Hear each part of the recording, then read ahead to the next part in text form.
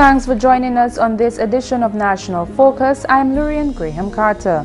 Coming up, Prime Minister welcomes all to the 2016 Independence celebration. Prime Minister addresses concerns re geothermal energy plant, and the Sexual Offences Amendment Act of 2016 has been approved. Stay with us for the details of these and other stories after this.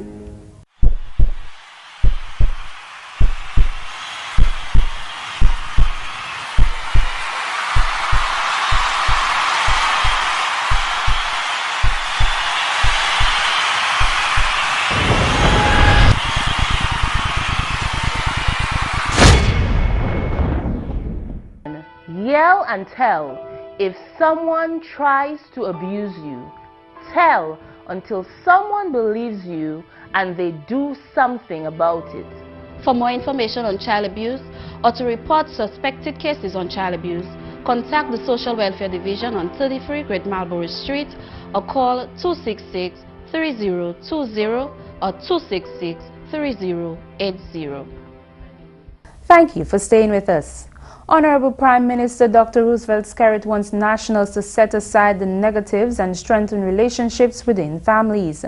The Dominica leader in his independence message noted that there is evidence that Dominicans have faced many challenges, overcome several obstacles, but have never given up our vision of a truly free people building a beautiful country that is unique and distinctly our own.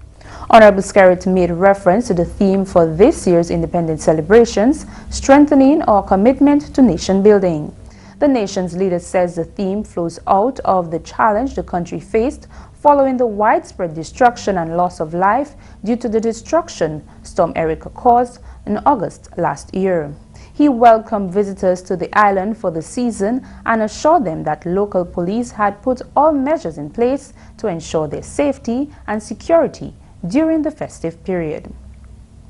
In other news, Honorable Prime Minister and Minister for Finance, Dr. Roosevelt Skerrit, has stated that the subject of geothermal energy presented to the House of Parliament on Monday is one that has been previously addressed. The Geothermal Resources Development Act, which provides for the development, exploration and use of geothermal resources and for related matters, was passed in the House. This was the subject of much debate, and the Honorable Prime Minister shut down claims of ambiguity brought up by the opposition. This is not the first geothermal bill that has been brought to the Parliament of Dominica. There is existing on our books, until this new one is passed, Madam Speaker, a Geothermal Act of 1974. So geothermal has been a topic of discussion, Madam Speaker, for several decades. For several decades. I was only about 2 years old, Madam Speaker, when that bill was passed in Parliament in 1974. So understand, and I'm 44, Madam Speaker, so more than 42 years ago, a bill was passed in the Parliament. Senator Thomas, so to make it look like it's the first time we heard about geothermal is unfortunate. The Honorable Prime Minister declared that transparency when dealing with the subject of the geothermal energy plant has always been government's top priority. Renewable energy is an important way to go, Madam Speaker. But the capital cost is always high. It's high. And therefore, to come and say, well, the government has spent over $40 million or $50 million, Madam Speaker, so far. We've always been transparent to the public. We have come here in the Parliament time and time again, Madam Speaker, to update the Parliament and the people of the country where we are with respect to the geothermal.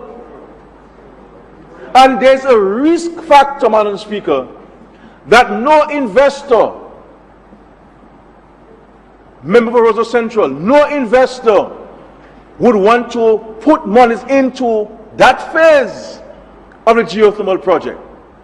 And this is why we said to you, with the help of development partners, the European Union, Agence Française de Développement, we were able to deal with a number of the important interventions to determine, one, yes, the source of the energy, but also the quality of the energy, Madam Speaker.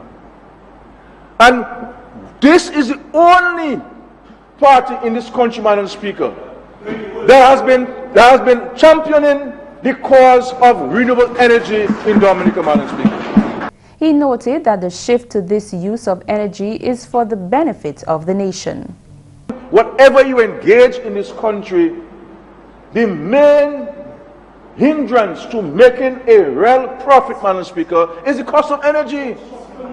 Is the cost of energy, Madam Speaker. Is the cost of energy. And what we are seeking to do, Madam Speaker, with the help of God, Madam Speaker, is to try to ensure, Madam Speaker, that we can at least reduce on our light bills in Dominica, to make business more competitive in Dominica, Madam Speaker, to allow us to keep more money, in our pockets as consumers of energy at our homes. Over 65% of our energy is generated with the use of diesel. It's imported. It's imported. And every single country, Madam Speaker, is seeking to see what form of renewable energy can they use. The Honorable Prime Minister also highlighted the international support being given to the project. We are getting tremendous international support for our project. Tremendous international support, Madam Speaker. The government of New Zealand has been exceptional in supporting Dominica with thrust towards achieving this particular endeavor. And they have been with us almost from day one, providing us with technical support and financial support, bringing expertise, because, Madam Speaker, New Zealand is renowned for geothermal. Renowned for geothermal. And the government there has been providing us with tremendous technical support, Madam Speaker, for this geothermal. The British government, the government of the United Kingdom, Madam Speaker, has committed $10 million towards the geothermal project. As a matter of fact, Madam Speaker, they have indicated in discussions with them that they would like to have even a bigger part to play in providing finance to the government of Dominica. $10 million of grant, US dollars, the government of the United Kingdom has committed. In more Parliament news, on Monday, Parliament passed the 2016 Sexual Offences Amendment Act, meaning harsher penalties for sexual perpetrators in Dominica.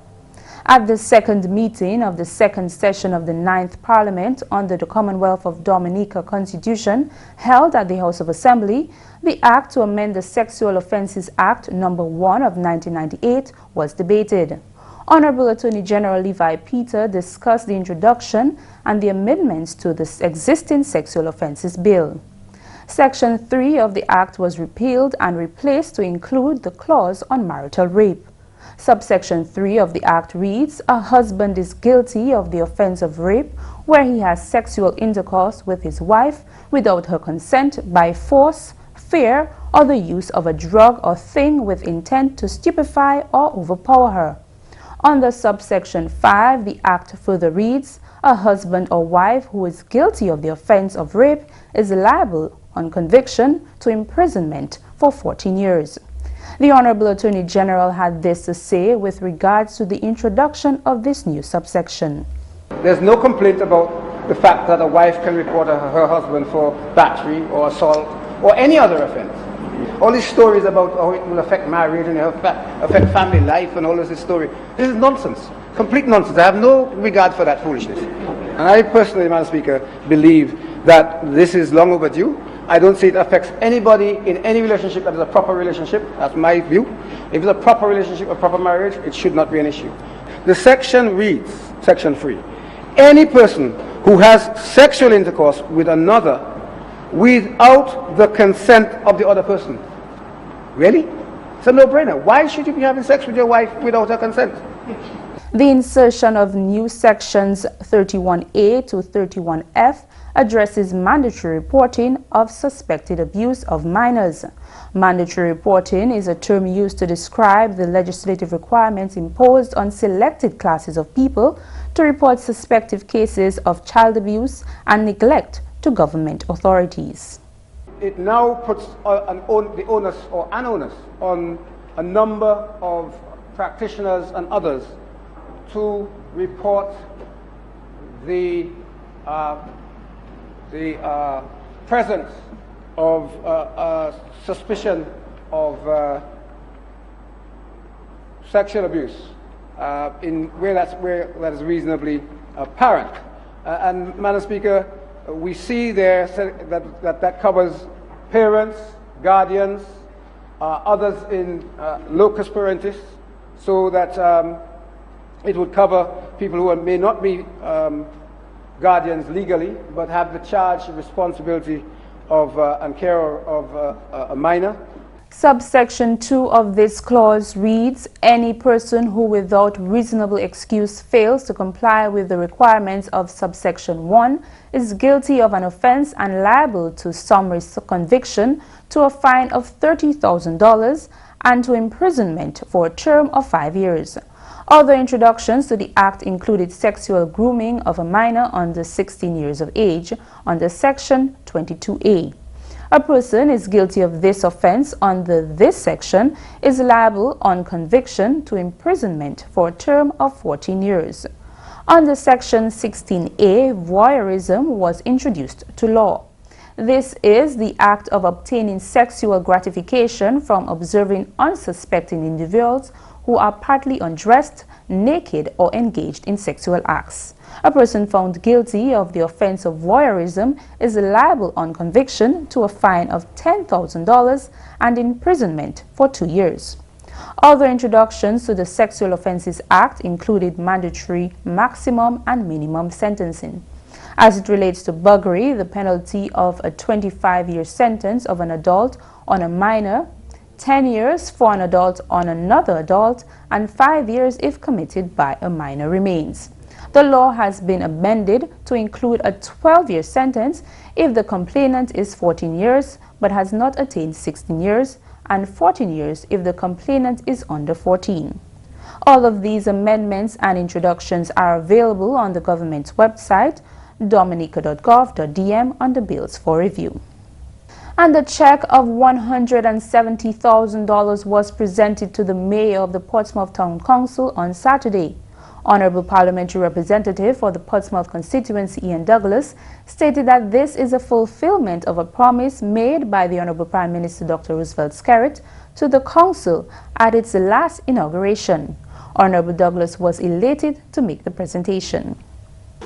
On behalf of the Government of Dominica, I would like to hand over a check of $170,000 to the Honorable Mayor, to the Mayor, Your Worship, the Mayor, $100,000 to be used for the purchase of the rubbish truck, about 20 or so thousand to be used to get some implements and tools and other things that we need for the workers who continue to help us to keep the town clean, the workers of the town council.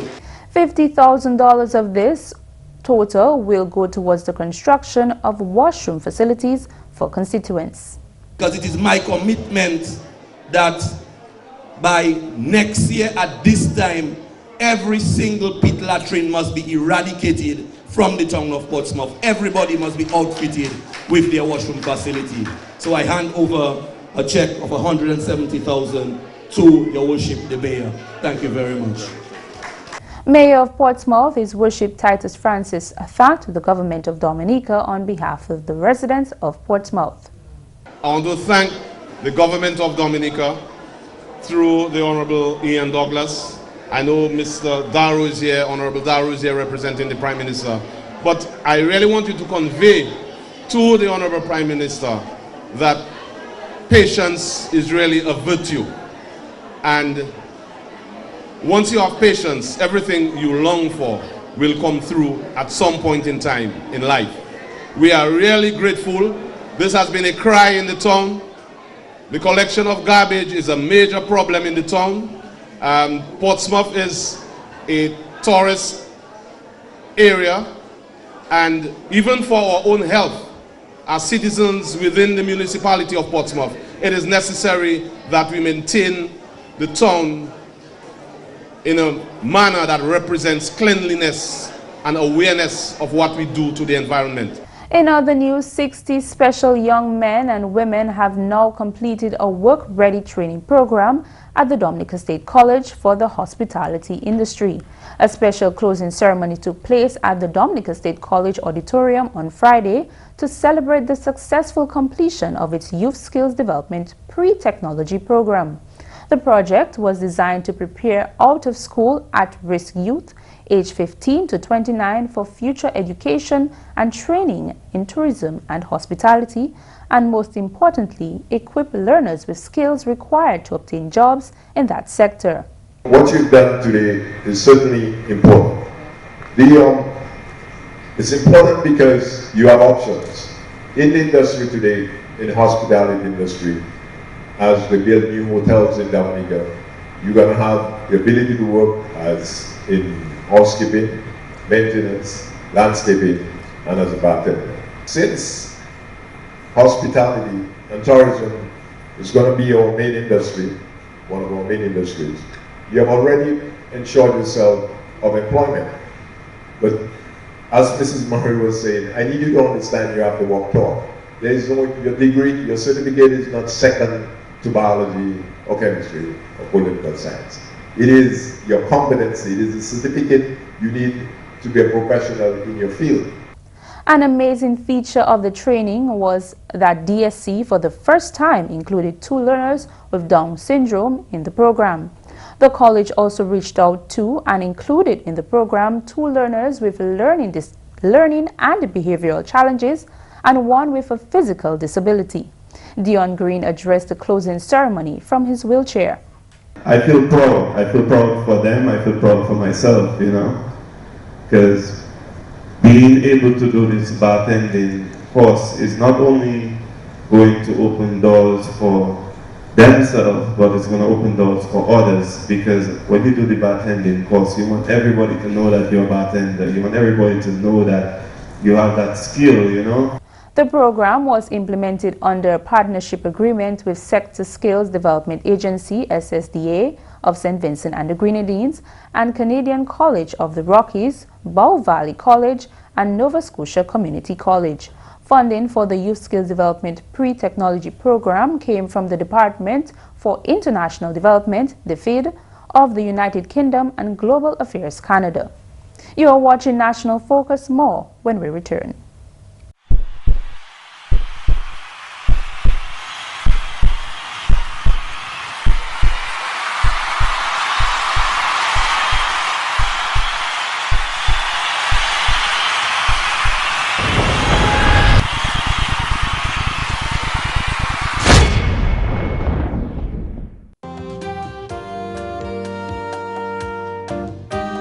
Let's have some fun, eh? I'm not ready for your kind of fun yet. But everybody else is doing it. But I'm not everybody else. I'm me, and I want to do well in school. Well, you definitely get an A for attitude. I plan to get an A in life, and then I'll think of your kind of fun. So what am I to do in the meantime? You'll survive. Say no when you're not ready. Use condoms when you are. Welcome back. On Thursday, customs officials and other relevant stakeholders attended a 1-day basic training course in customs and trade facilitation held by the Ministry of Trade, Energy and Employment.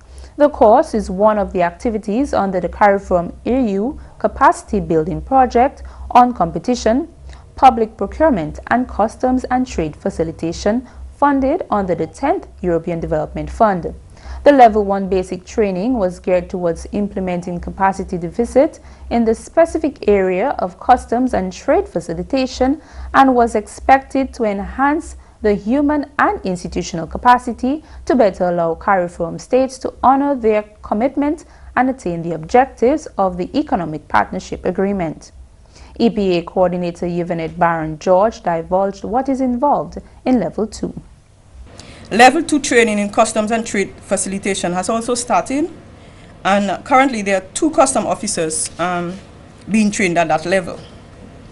The Ministry of Trade, Energy and Employment hosted a Level 1 training in the area of competition earlier this year, and we expect to host the Level 1 training in public procurement before the end of the year. Regional expert in customs and trade Claude Paul is facilitator of the workshop. He revealed that other than the Level 2 training, there is also a Level 3, which participants will be given an opportunity to pursue. And there's a Level 3 to which officers will also be invited to participate, which is at the University of the West Indies level, which will include some electives in terms of some of the courses that will be offered at this master's level program. And so officers will be given an opportunity either to participate in the master's program or to do these courses as standalone in some sort of postgraduate certification. The Roseau Valley, a major tourist hub, will soon have a completely rehabilitated roadway.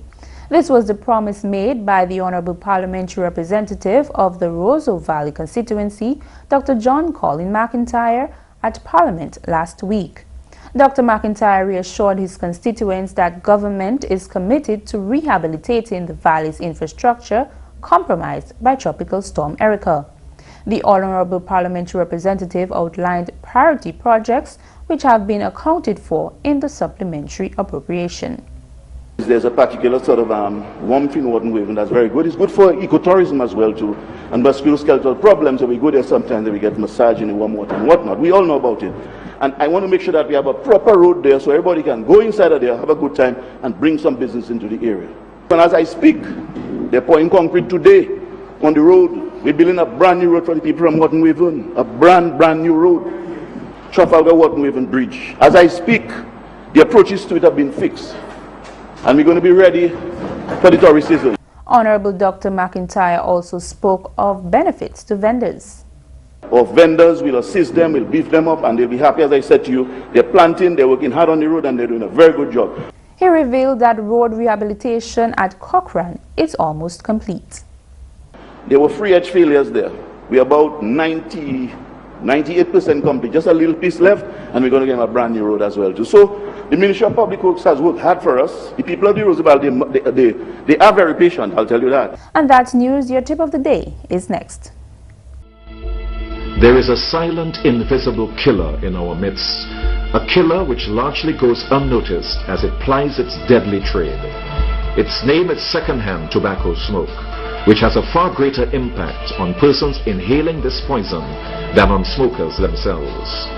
Second-hand tobacco smoke is especially detrimental in public places and negatively impacts our national health as well as public health expenditure. Stop this invisible killer now.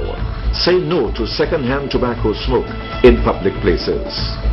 A public health message brought to you by the Ministry of Health and the Pan American Health Organization.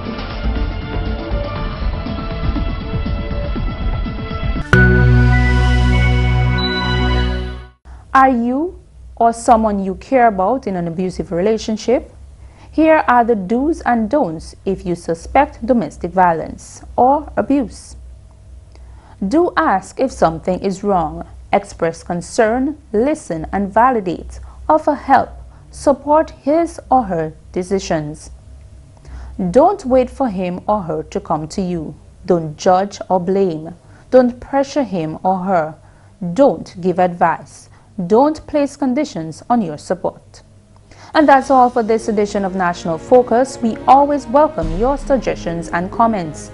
Drop us an email at gis@dominica.gov.dm or visit our website news.gov.dm. Like our Facebook page, facebook.com/GIS News Dominica, and follow our Twitter at GIS Dominica. You can also catch up on our past National Focus newscast on our GIS Dominica YouTube channel. Live streaming is also available on our YouTube channel 24 hours a day. From all of us here on the GIS News production team, I am Lourianne Graham Carter. Thanks for watching and join us again next time on National Focus.